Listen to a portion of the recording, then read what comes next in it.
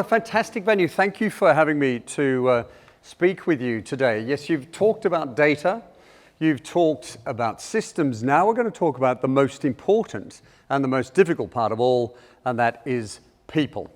So change is inevitable, but successful change isn't. In fact, one of the greatest quotes on change is this one: "The world hates change, and yet change is the only thing that has ever brought progress." And the fellow that said that is Charles Kettering, who was one of the most prolific inventors in the US that you've probably never heard of. He worked for General Motors in the 20th century. He worked for General Motors. He is responsible for the patents that form most of the products in our automobiles today. He's responsible for Freon refrigeration at DuPont, when he was in DuPont. And he's right. We hate change. We humans, we just don't like change.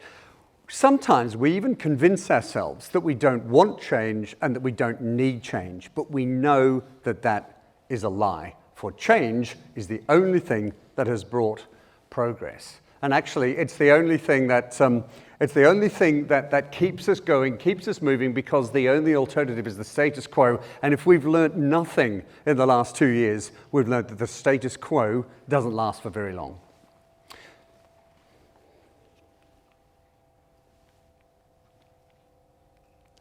There's a lag. Here's a wonderful statistic. 88% of change initiatives actually fail. Now, change is really, really tough. We all know that. 88% of change initiatives fail. When I saw that, it was from a survey from Bain & Co. in early 2016. And I was just thinking of writing my first book, which is The Change Catalyst. Just thinking of writing that book. And I saw this and I knew I had the hook for the book. Because the first thing I wanted to answer or ask was why. Why does change fail? 88% of change initiatives fail. When I first saw that, I thought, that's rubbish, it can't possibly be. Then I thought back through the decade or so that I had, 25 years, sorry, I've been helping organizations to lead change. And I thought that, do you know what, that is true. The vast majority of change initiatives, business strategies, mergers and acquisitions fail to deliver what they set out to achieve. And the big question is why? And I'll give you a one-word answer that summarizes the entire Change Catalyst book, and that is leadership. Why change fails is a failure of leadership. It's a failure of leadership to actually enable their people to want to change. I'm Campbell Macpherson. This is my website. Please have a look right through it. There's lots of videos. There's lots of downloads. There's interviews. What I do is I help CEOs and leadership teams and leaders to enable their people to want to change. I help them to build cultures that embrace change, and I help them to lead change, run workshops at Henley and all over the place on leadership, on strategy, and on leading change, and then also work with employees on how to embrace change as well. I've worked for lots of different organizations. I started my career accidentally joining the Air Force straight from school, as you can tell by my accent. That was in Melbourne. And I still hold the record for being the worst pilot ever to make it through to jets in the Royal Australian Air Force. It was statistically impossible that I was actually flying that jet. In fact, and the reason why is because I had to memorize the eye chart to keep flying. So if you want to fly in the Australian Air Force, all you need to know is CLED, HB, TVO, and you'll be absolutely fine. Landings will be a bit sudden, but you'll be absolutely fine. In fact, my last flight was Area Solo up above Perth in 1984. I was doing aerobatics, 20,000 feet, barrel rolls, loop-the-loops. I came back in, I put the pin in the ejection seat, I took the bone dome off and I put it under my arm, and with my parachute on my back, I sauntered into the instructor's office, and this was 2 years before Top Gun, so I had no idea that this might have been cool. And I went up to my instructor and I said, "Sir, I'd like to resign." And all he said was, "Oh, thank God for that." So that was the end of my flying career, but the start of a million other careers, as you can see. I've been marketing director of Virgin Wines. I was tapped on the shoulder to say, "Why don't we start Virgin Wines?" I went, "That'd be great. What as?" And Rowan said, "Marketing director." I said, "Why not? I've never done that before." I was then head of eBusiness for the AMP Group. I was HR director of a 1,000-person financial services company, strategy director for Zurich for the emerging markets division. It's been a career that is full of change and trying new things. at every single step of the way. And throughout that ridiculous, litany of careers, particularly in the last 5 years, I've written 3 books. One is on leading change, which was Business Book of the Year back in 2018. One that was about embracing change, embracing personal change, which Kogan Page then published in 2020, just last year. And the latest one is actually written with my wife, and it's called You Part 2, that the mighty Hachette has just published worldwide in the last couple of months, and it's about thriving in the second half of your life. So if there's anyone that looks a little bit like me and is looking to really jump into their Part 2, then you'll enjoy that as well. And each of these 3 books have one key theme that I'm going to go through in a second with you. But first, I'd like you to take out a piece of paper, if you can see, or your phone, and write or type the word nuggets at the top of the page. Because in any talk, in any workshop, if you could just take away 1 or 2 nuggets of insight from what I say or from questions that I've asked or that I've been asked, then it'll be worthwhile. And I'm hoping you'll have a page full of nuggets by the end of this next 40 minutes. So please, whatever nuggets you hear, you see, you think of while I'm talking, write them down, and then we'll share them with everyone else at the end of this talk. And here's some of the themes that I want to go through with you today. Firstly, is that leadership is all about leading change. And it doesn't matter what size of business you are. I was standing on stage in Singapore for the Australian Real Estate Results Network annual do. They all flew up to, all of these senior principals flew up to Singapore, and we had 3 days of leadership and development. And there was one day that was dedicated to change and strategy. And it was fascinating, just helping real estate agents look at their businesses like a business rather than a sales machine. And it was fabulous. But what I'd said to them is, look, if you're not leading change, you're not leading anything, you're just managing the status quo. So leadership is leading change. The other, and that's really from the Change Catalyst, from the Power to Change, you find out that if your people aren't leading change, and it doesn't matter if you've got 2 people, 5 people, or 5,000, if they're not actually embracing change, then nothing is going to happen, because change is all about enabling people to want to change. Leadership is all about wanting people to want to change. And from the 3rd book is a wonderful concept that actually my daughter in Sydney heard from a rheumatologist, and I love it, called radical acceptance. And it takes embracing change that one step further. It's acceptance on steroids, frankly. It's actually accepting reality proactively to be able to actually do something about it. It's acceptance on steroids, but it's also acceptance with purpose. And we're going to talk about those things as well. So in the last 25 years, since I left Anderson Consulting, I was only there for a couple of years as a senior manager in change back in the late 90s. And that's when I first found that change was actually a discipline, not just something that happened around you, that you could actually lead it, you could manage it, you could embrace it. And I found it fascinating. What I didn't understand about Anderson Consulting is they would fill the entire auditorium here with chevrons and make it completely bamboozling to the average human. And what they forgot to do was actually mention people in any of those chevrons.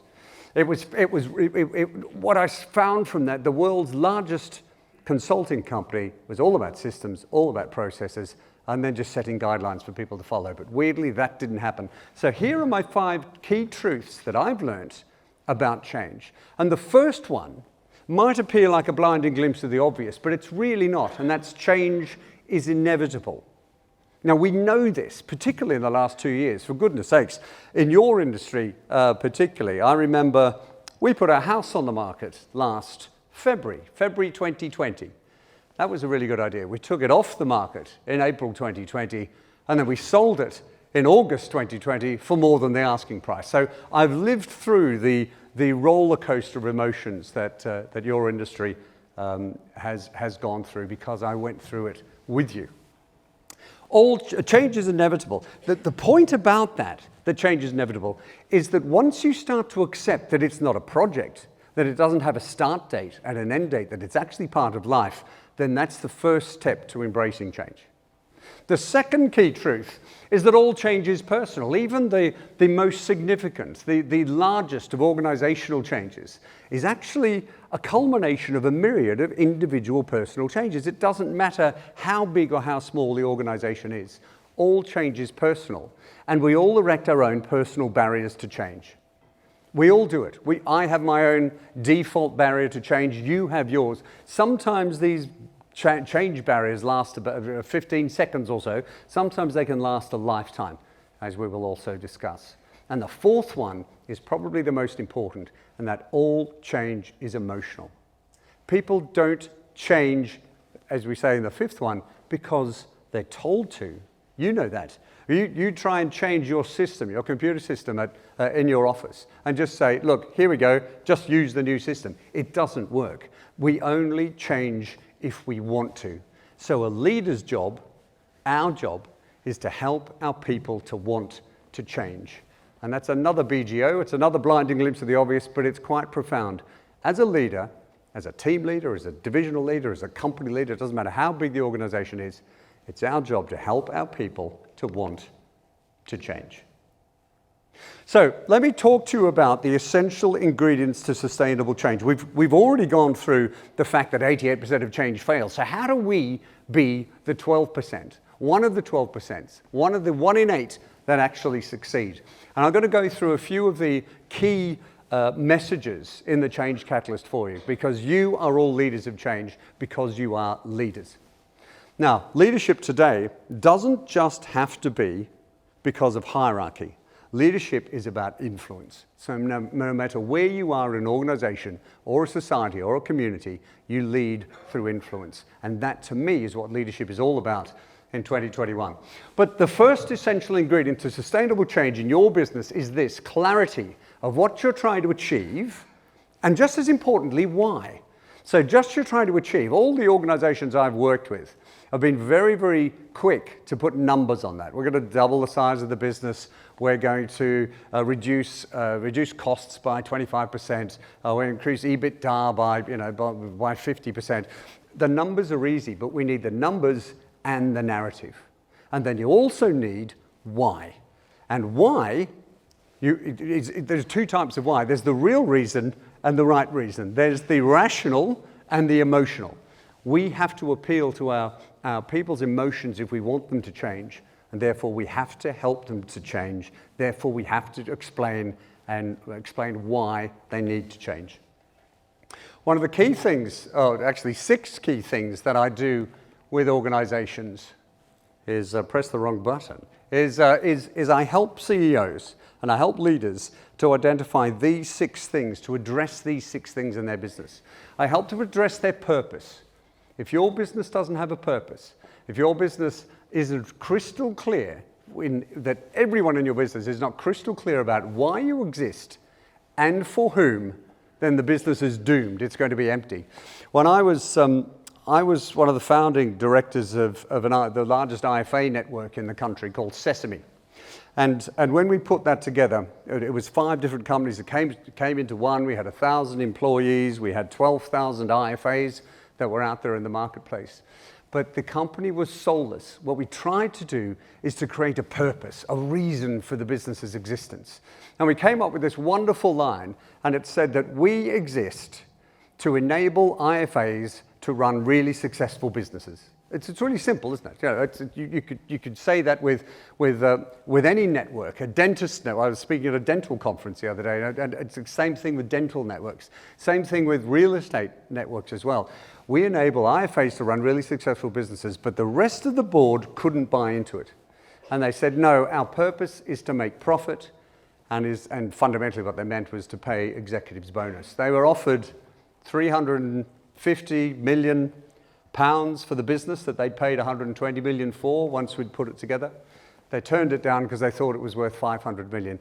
And 8 years later, they sold the business for the amount of money that they had in the bank.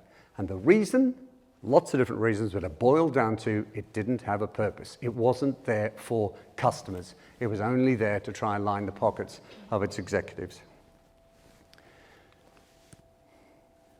We also help people to go, what's our business model? How do we create shareholder value? What's our operating model? How do we actually go about actioning that? How do we operate? How does our operation actually reduce costs and actually increase sales? What's the magic that we want to retain? Now, with any merger and acquisition, that's really critical. What is the magic of your business that you want to retain into the new world? Or even if you talk about IT systems, what's the magic of the way you work now that works really well with your customers that you might want to retain when you move to another system? But which ones of those are sacred cows that need to be frankly slaughtered? And which one of those are elephants? What are the elephants in your organization? The questions that no one dares to ask. The other essential ingredient to sustainable change is this, and it's all about implications. What are the implications of the change? Because every single change has consequences. Every decision has consequences. And one of the most important things to do is to try and think through the implications of the change before you make the change. But not just you sitting in a room with your partner. You get your team together, you get your organization together and say, we want to do this. We want to move to another system. We want to buy another business. We want to double the size of our business.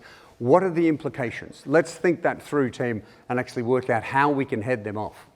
Because as one of the greatest books that I've read on leadership teams is this, really simple read. But as Patrick Lencioni says, it's really quite simple. When people don't unload their opinions and genuinely believe they've been listened to, then they don't get on board any sort of change. I'll give you an example. I was running a workshop for a large investment platform. It was the largest in the UK at the time. And the CEO brought me in and said, Cam, we've got a new strategy and I want you to do your workshops and get everyone bought into my strategy. So when I'd taken my head out of my hands, I said, have you actually talked to anyone about this strategy and asked them what their fears, their concerns, what the consequences, what the implications are? And he said, no. I said, right, that's the first thing we do. So we hired a ballroom. We got 100 of his senior managers in a room.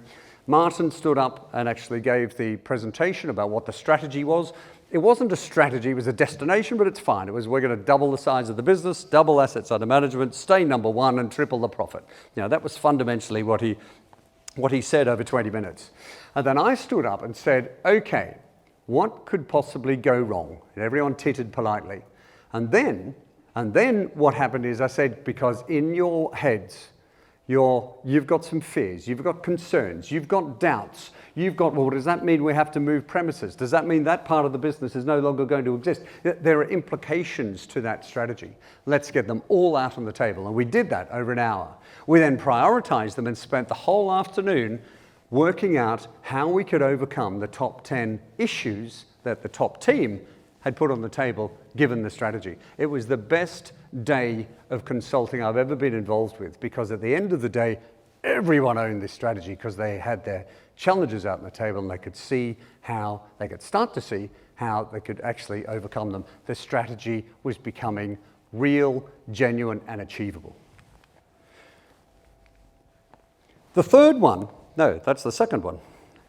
The third one is this. It's communication. We're shocking at communicating, we're humans. We think we're good, but we're not, because we're just not that good at listening. And this is a really cool little trope, if you like. No, not trope, meme that I saw on the internet. And it's the biggest communication problem is this.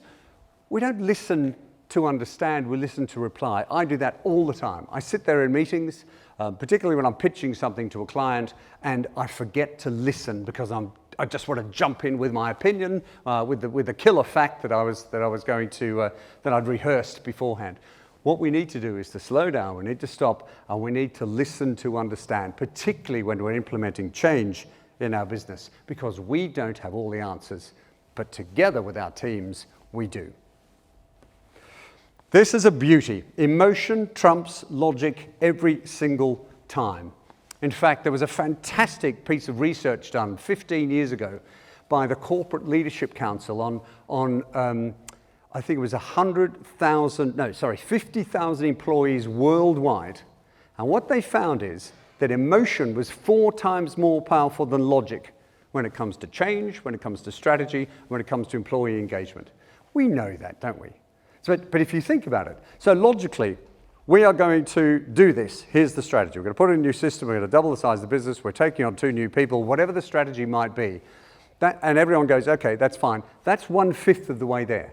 What we have to do is to work with our people to understand their emotions and to appeal to them emotionally if we want them to actually not only get on board with the change, but to drive the change. And one of the big reasons why 88% of change initiatives and business strategies fail is we forget that humans are messy, irrational, emotional beings. Another thing is we have to focus on outcomes. How many organizations have you seen where process takes over everything? I was brought in to have a look at a project management office in one particular organization. And what I found was that every single bit of the process was perfect. The project initiation documents were filled in, the comms were sent out on time, they had meetings every month to reprioritize and reallocate resources, and nothing was ever delivered because no one was focusing on the outcomes.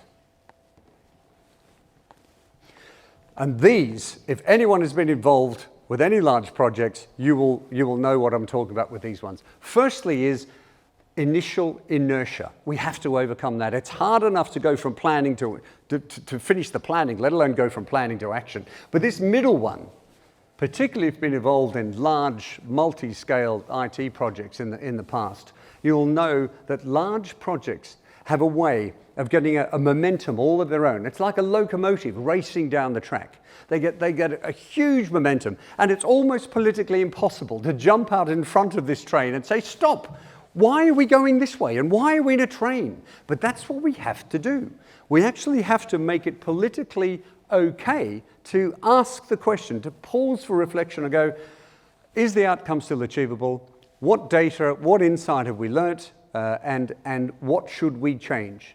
Because as we know, the budgets of big projects and the timeframes go through the ceiling because we don't allow our people to stop, to pause, and simply, without politics, without recriminations, to say, are we still heading in the right direction? Is this still the right thing to do? And no is a good answer, by the way. But the third thing I particularly love, the third inertia we have to overcome, is complacency. Complacency is a disease that infects the successful.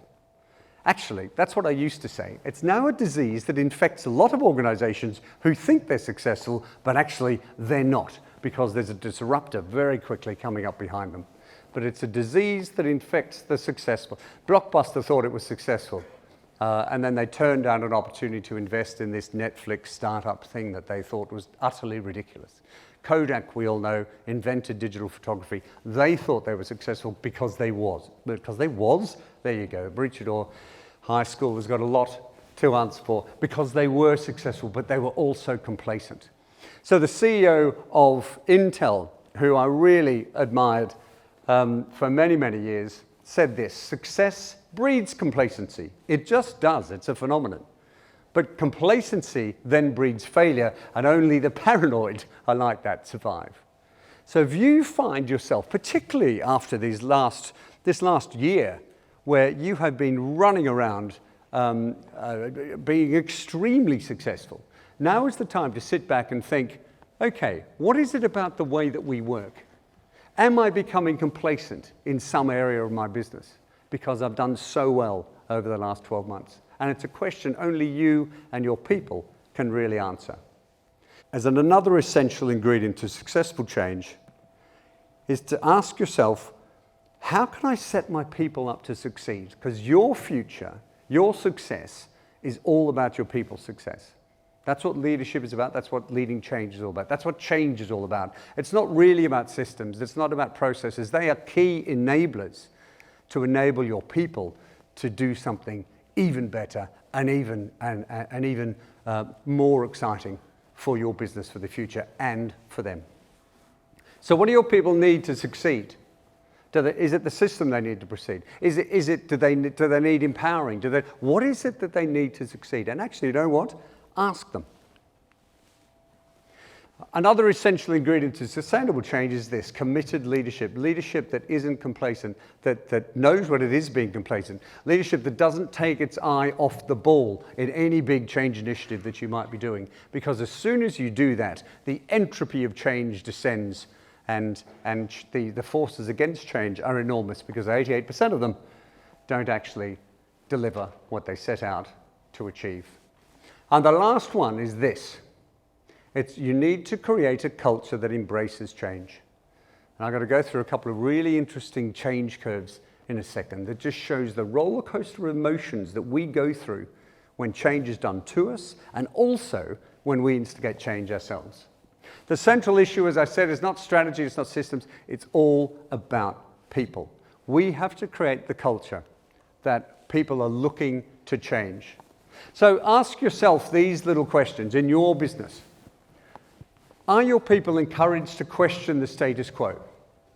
To ask, why do we do it this way again? And then ask again, okay, I get that, but could we do it a better way? Are they also open to new ways of working? I mean, it's easy to actually suggest new things, but actually to be able to embrace new things that are suggested to you is challenging. Do they continually look to improve the way that your business runs, because that's what you need? And are they encouraged to learn from failure? I tell you a silly story about the Ritz-Carlton. At some point in the last decade, they banished the word failure from their corporate lexicon. So you weren't allowed to say failure, you had to use the word glitch, which is a bit American, but anyway, let's move on for a second. So they use the word glitch, because a glitch is something you can recover from, learn from, and move on, where failure is fairly terminal. But are your people encouraged to learn from failure, and is their behavior aligned to deliver your clear strategy? And most importantly, is yours. The second book's about embracing change, and this is just as important. You're going to have leaders who know how to lead change, but if you don't have people who are willing to embrace change, then nothing will happen. And what I've found in the last 18 months is the ability to embrace change, particularly the sort of change that's been thrown at us in the last 18 months, is the biggest gift you can give your people. It's the biggest gift you can actually give yourself. So many leaders, I do a lot of work in financial services, so a lot of high IQ, low EQ executives, mainly male to be honest, but of all genders are like that, high IQ and low EQ generally throughout financial services. And there was so many leaders turned to me and said, I never thought anxiety was a thing.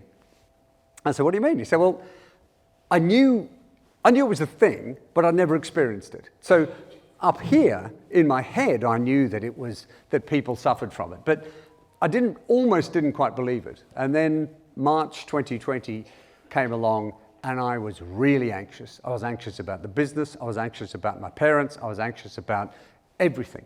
And suddenly I realized that anxiety was A, a real thing, and B, crippling. It was devastating.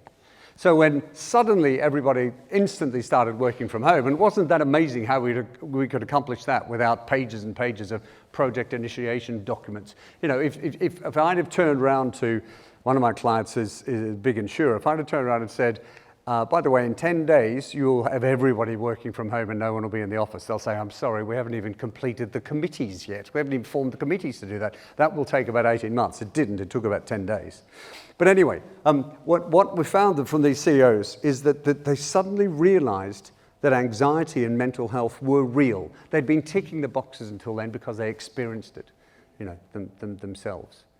And so what a few of them went to do is, well, how do I help my people work from home, and how do I help them to embrace change? But also, they became empathetic leaders, not by being told to be empathetic. Suddenly they realized they were able to empathize because they felt the anxiety and the nervousness that the rest of their people were feeling. So what I did when I put this book together, this book was interesting. The first book was written and then I did workshops on it. This one I did workshops on it and then wrote the book. So embracing change is all about resilience, as we'll talk about in a second. But in putting the book together, I drew this simple little 2x2, and I didn't think it would ever see the light of day. Particularly, I didn't think Henley Business School would then use it in the leading change programs. And it's really quite simple. And its beauty lies and its power lies in its simplicity. On the y-axis, it's the size of the change from big to small. Nothing exciting there. It's the x-axis where the magic is in this little chart. And that is, what's the degree of personal control that you have over the change? From none, this change has been done to me, to total, which is I'm in complete control. I've instigated this change and I'm in complete control of the change. Now, the bottom two quadrants we won't talk about. It's quite simple, really. You know, when I'm in complete control, it's a small change, then I'll book myself on a course or come along here today. That's easy. That was an easy thing to do. It wasn't a big deal, and it's grow. Or adapt will be, I've been forced to do some process that I really didn't want to. Fill out a form. We're going to Paris tomorrow. Fill out a form. Swearing that I don't have to have COVID, you know, a bit of a pain, but you just get on with it. You just adapt. It's not a big deal. It's the top two quadrants that are really interesting. The one on the top left, the burning platform quadrant, that is when big change is done to you. That is the quadrant that forests have been filled. Filled? No, they've been felled to write books about change management on that topic.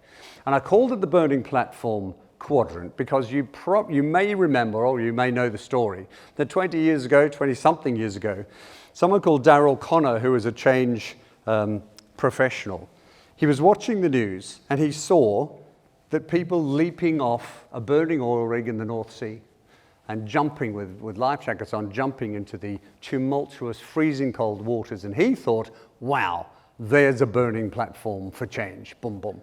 And we've used that ever since. Change practitioners and leaders and leadership development and management schools have used that burning platform because it's a wonderful image. What is your burning platform for change? How am I going to help my people to want to change? I don't recommend setting the business alight. I really don't. Sticks and carrots are a good combination, but it's evocative.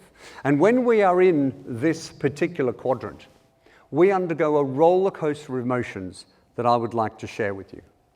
And this happens in instances where the death of a loved one, getting a divorce, being made redundant, and a variety of other smaller, less dramatic changes as well. But let's have a look at the change curve. This is a curve that I've adapted from the original change curve was actually called the grief curve, and it was written by a Swiss psychiatrist called Elisabeth Kubler-Ross. Many of you will have known of her. She was in 1974 in her book on death and dying. And what she did is she helped people cope with, end their lives with a terminal illness.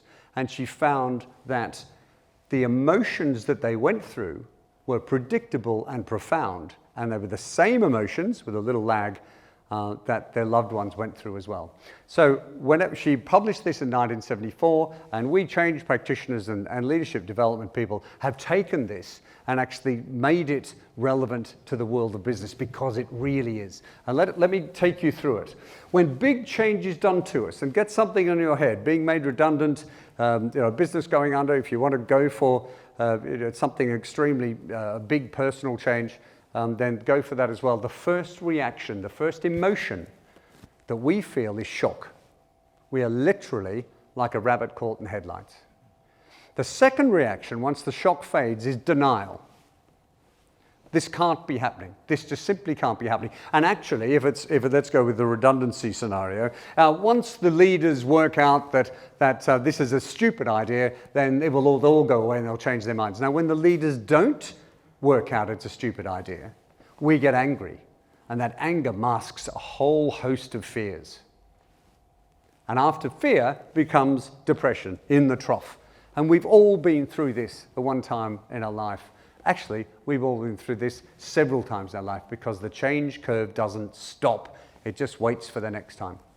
And the trough can either be big D depression in the worst cases or small d depression or just simply feeling flat. I've been made redundant twice. I used to say I was made redundant 3 times, but actually the third time was a salesperson who didn't sell anything, so I wasn't made redundant, I was just rubbish at my job and I was sacked. But the other 2 times I was actually made redundant and it came out of the blue. And it feels like a blow to the solar plexus. And I went through all of this. Once you finally come out of the trough, And the only way to do that is to rewire your brain after a rest and actually think, no, I want to change, I want to succeed, I'm still going. And your head can kick in with the understanding, your heart can then kick in with acceptance, and finally you can move on. Moving on, though, doesn't mean the end of the change curve. This is a profound change curve. It's a profound experience. It's a profound roller coaster of emotions that we all feel. When I was doing a workshop with one of the big fund managers on this, there was a lady in the audience who was shedding back tears. It was a workshop, so there was only sort of 20 of us. And she was shedding tears, and afterwards she came up to me and she said that her father had just died 3 weeks before, and she didn't realize that the emotions she was going through during that period were normal. And she said, just to know that. I've been through all these emotions. I really loved your session, she said. I hated it as well because you made me relive all the emotions, but actually just to know they were normal was a huge weight off my back. Now the thing about this change curve is it will change for different people, it will change for different circumstances. The amplitude, the wavelength, they will all change. But it's real and it's normal. So when you instigate big change, this is what your people are going through. And when big change is done to you, just know that these emotions are normal because all change is emotional. But there's another quadrant that nobody tells you about. And that is the quantum leap change curve. That is the emotional roller coaster that we go through even when we instigate change ourselves. I didn't know this existed until I hopped on a plane in 2014 and went off to Abu Dhabi.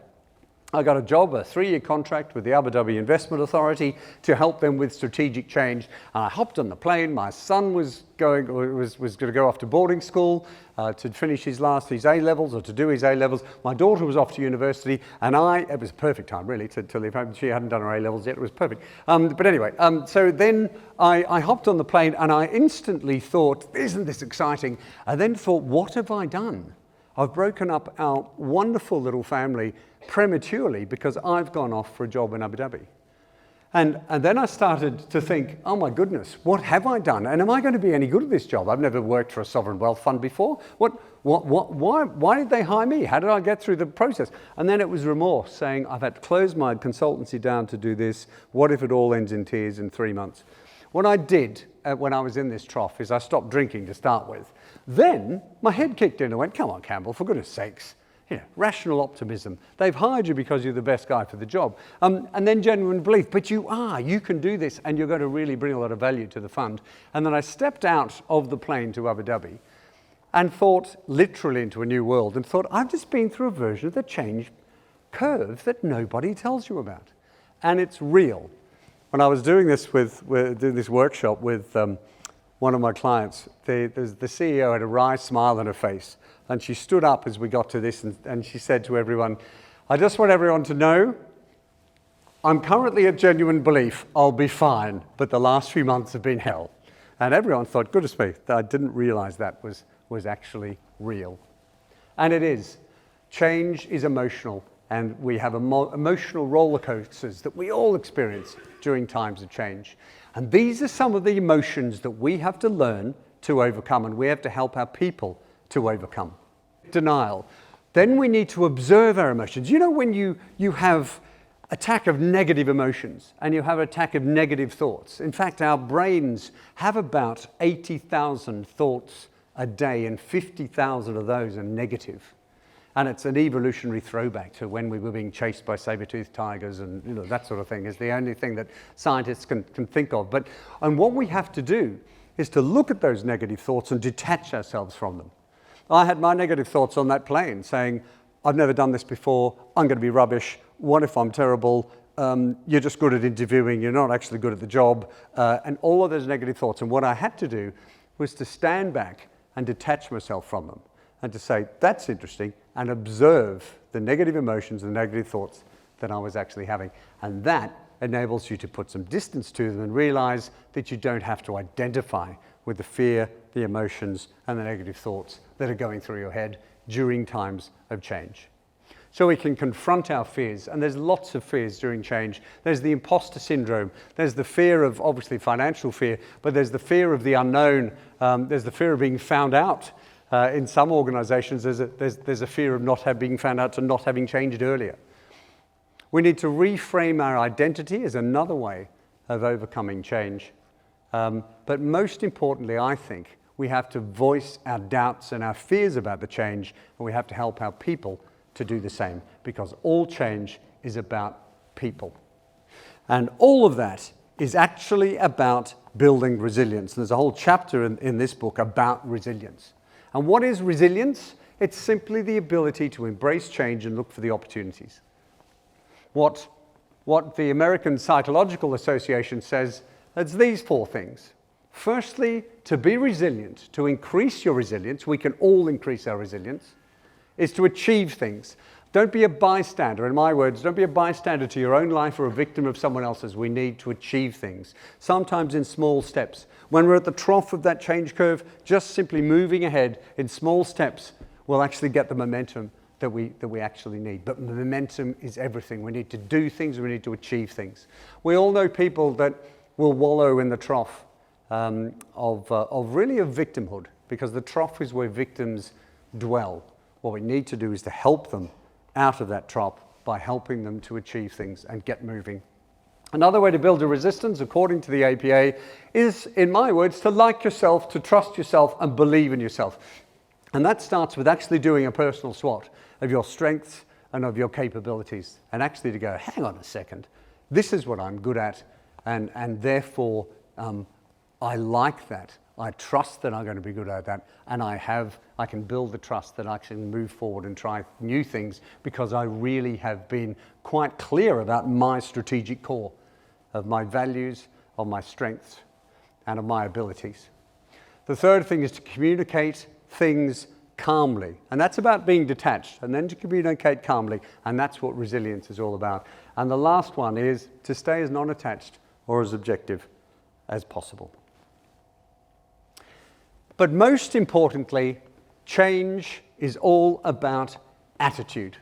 Yes, it's about being clear about what we're trying to achieve and why. Yes, it's about being clear about implications. Yes, it's being clear that we need to appeal to our people's emotions if we want them to change. But mostly it's helping our people and ourselves to change our attitude. And I think this quote from Maya Angelou is just fabulous. There's also another similar quote from, or a prayer actually, called the, oh, who can help me? My brain's gone. It's the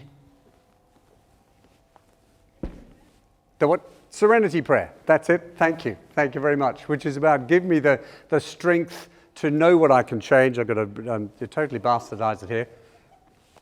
Sorry, I was just like, it seems like I'm putting my hand up to knowing that really well, don't Oh, yes.